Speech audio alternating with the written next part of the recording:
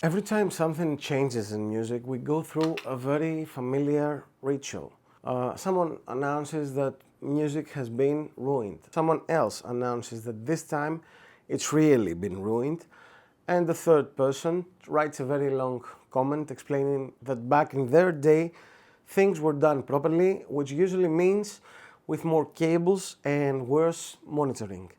And somewhere in the middle of all that, the word cheating shows up. Artificial intelligence is cheating. Loops are cheating. Tabs are cheating. Autotune is cheating. Not reading music is cheating. Reading music is also cheating, depending on who you're talking to and how recently they've practiced. At some point, it's worth pausing and asking what game we think we're playing, because music has never really had a rule book. If you're new to this series, these videos are about making sense of what it means to be a musician now, after a lot of the old reference points stopped being very useful and were replaced by a mixture of new tools, new platforms, and advice that sounds confident but tends to contradict itself with about 3 sentences.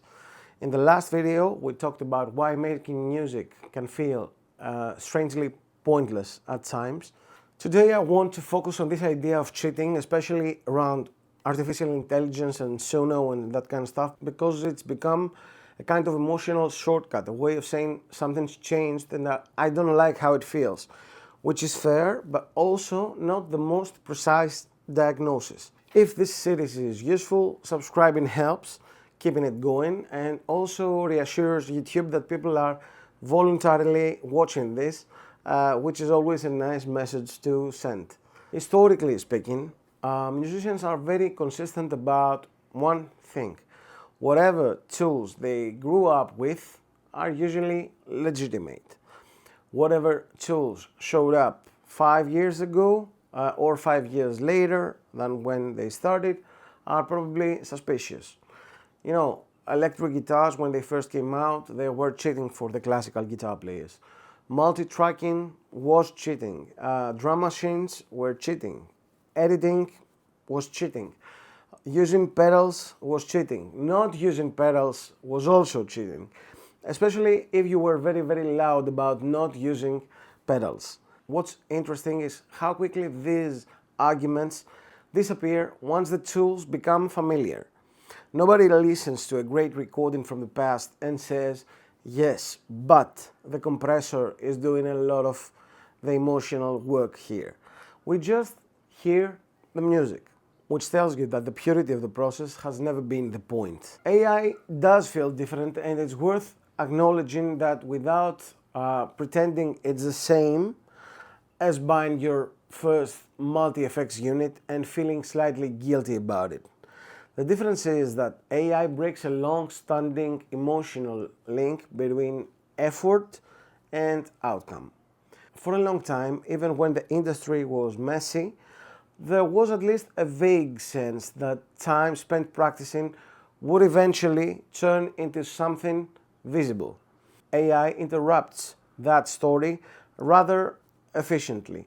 Suddenly, someone with very little musical background can generate something that sounds pretty finished, and that can land in a strange place psychologically, especially if music has been a part of how you define yourself.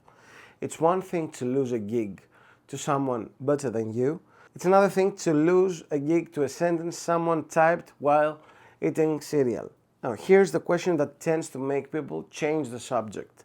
They usually avoid it. If a tool can create something that sounds like music, then what was your music offering beyond sound? What were you bringing to the table? Because if the answer is effort, or difficulty, or how long it took, that information never actually reached the listener. Listeners do not experience your practice hours. They experience timing, tone, pacing, and whether something feels like it came from a person who meant it. Difficulty has never been audible on its own, although guitar forums have tried very hard to make it so. A lot of AI discussions get stuck on fairness. People tend to say that it's not fair, the people who make music with AI did not earn it. It kind of devalues the work. All of these are understandable reactions. The problem is that fairness was never the operating system. Music never promised to reward the most dedicated, the most skilled, or the most emotionally invested. Sometimes it probably did, and that probably made people think that it was a rule. It wasn't. Arguing about fairness now often becomes a way of arguing with history, which is brave but rarely productive. If the sound itself is abundant, then something else has to carry the value. It can be taste, it can be perspective, it can be judgment, it can be identity, it can be trust. Those stuff don't come from tools. They come from a long trail of decisions, many of which might be small, might be private, and not particularly impressive to post about. AI can generate outputs. It cannot develop a reputation for caring about certain things. And reputation, for better or worse, is doing a lot of the work. Now, where musicians still matter. Musicians still matter because they choose. They choose what to focus on. They choose what to ignore. They choose what to repeat, and they choose what to abandon. Those choices don't show up on a waveform. They show up over time. Those choices are the main reason why two people using similar tools can sound completely different from each other, and why one of them somehow feels like a person while the other feels like a very, very polite demonstration. This comes up constantly in lessons. People ask whether it's still worth practicing when tools can do so much. And I usually ask something less philosophical and much more practical. Do you want to be able to do it? Because the value of musicianship was never just the output.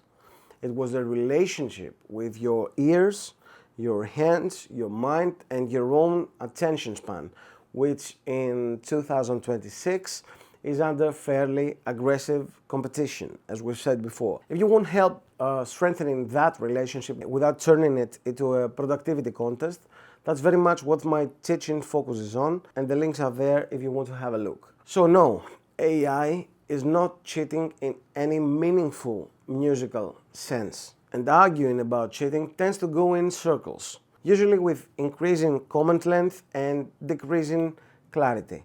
The more useful question is, what are you still bringing to the table? In the next video, I want to step back and look at the music industry structure itself and why waiting for it to return to an earlier version might be keeping a lot of musicians stuck in a kind of permanent holding pattern.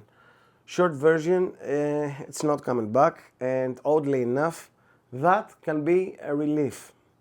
If you've got thoughts, reactions, or a very, very strong opinion formed entirely in the last 3 minutes or so, feel free to leave a comment. I do read them. Subscribe if you want to continue the series, and remember, tools change.